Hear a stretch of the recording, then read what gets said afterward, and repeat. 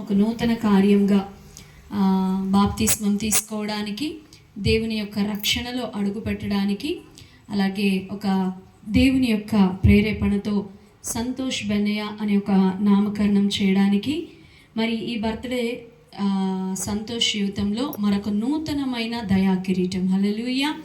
ఎందుకంటే రక్షింపబడి మొట్టమొదటి సంవత్సరంగా తను ఈ యొక్క బర్త్డేలో అడుగుపెట్టాడు. మరి ఈ సంవత్సరాలన్నీ తన జీవితంలో ఆశీర్వాదకరంగాను ఫలభరితంగాను ఉంచబడును గాక. మనం ఇప్పటిదాకా వాక్యం విన్నాం. ఏమనంటే మన మూల వాక్యం, అతడు చేయనిదంతయు ఏమవుతుందంట?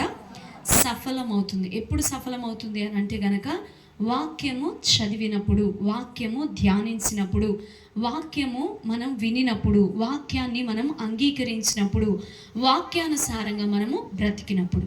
హల్లెలూయా. వాక్యము చదవాలి, వాక్యం వినాలి, వాక్యం మాట్లాడాలి, వాక్యాన్ని అనుసరించాలి. అప్పుడు మన జీవితంలో ఏం కలుగుతుందంట? సఫలమవుతుంది. ఏమవుతుంది? సఫలం అంటే ఏంటి? చాలామంది తమ పనులు, దేవుని నమ్ముకొని వారి జీవితాల్లో కూడా సఫలత లేదా? సమృద్ధి లేదా? సంపద లేదా? ఉందా లేదా? ఉంది కదా. మరి దేవుడు ఎందుకు సఫలమవుతుంది, లేకపోతే మన భాషలో ఆశీర్వాదం అవుతుంది, దీవెన అవుతుందని రాయించాడు?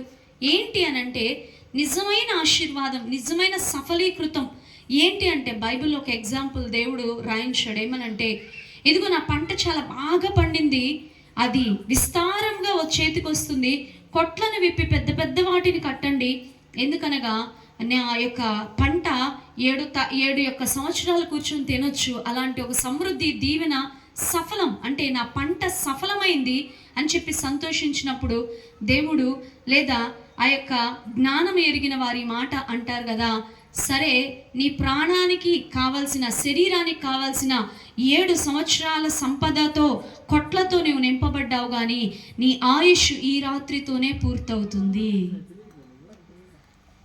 అంటే సఫలత అంటే ఏంటంటే ఒక పంట చేతికి రావడమా, ఒక ధనము చేతికి రావడమా, ఒక పని జరగడమా? ఇది కాదు. సఫలత అని అంటే ఏంటంటే నిజముగా దేవుడు నీ జీవితంలో ఇచ్చిన కుటుంబాన్ని, ఉద్యోగాన్ని, బిడ్డలను, ఆ యొక్క పనిని సర్వములో కలిగి దాని యందు నువ్వు ఆనందించే ఆయుష్ను, ఆరోగ్యాన్ని, ఆనందాన్ని అనుభవించే స్థితి ఇవ్వడమే నిజమైన సఫలత. ఏంటండి? ఒక కుటుంబం ఉంది, దానివల్ల ఆనందం లేదు. పిల్లలు ఉన్నారు, దానివల్ల ప్రయోజనం లేదు. ఆస్తులు ఉన్నాయి, దానివల్ల ఆనందము లేకపోతే సహకారము లేదు. ఏదైతే నువ్వు కలిగి ఉన్నావో దానివల్ల నీ జీవితములో ప్రయోజనం లేకపోతే గనక అది నీకు ఆశీర్వాదంగా సఫలీకృతమైనట్లు కానే. ఈరోజు నీకేముందో నిజంగా వాక్యం చదవడం వల్ల, నేను ఇందాక చెప్పాను, ఆస్తి, ఇల్లు, లేకపోతే కుటుంబము, లేకపోతే మరికొన్ని పంటలు, పొలాలు, కుమారులు, ఇలా అందరికి ఉండొచ్చు. కానీ వాక్యము చదివితే వచ్చే సఫలత అంటే ఏంటి, లేకపోతే దీవెన అంటే ఏంటి అంటే నీకేది ఉందో దాన్ని అనుభవించే భాగ్యము దేవుడు నీకు ఇవ్వడము. ఏది ఉందో దాన్ని ఆనందించే భాగ్యము నీవు కలిగి ఉండడం. ఈరోజు సంతోష్ జీవితంలో దేవుడు ఒక ఆయుష్నిచ్చి తన యొక్క జీవితాన్ని అనుభవించేలా చేయటమే సఫలత. హల్లెలూయా, హల్లెలూయా. ఈరోజు అన్ని ఇంట్లో ఉన్నాయి, కానీ తినటానికి ఏమున్నాయి? షుగరు, బీపీ, ఇంకా ఉన్నాయి చాలా రోగాలు, అన్నీ ఉన్నాయి, అనుభవించడానికి ఏమీ లేదు. మంచి బెడ్ ఉంది, కానీ నిద్ర లేదు.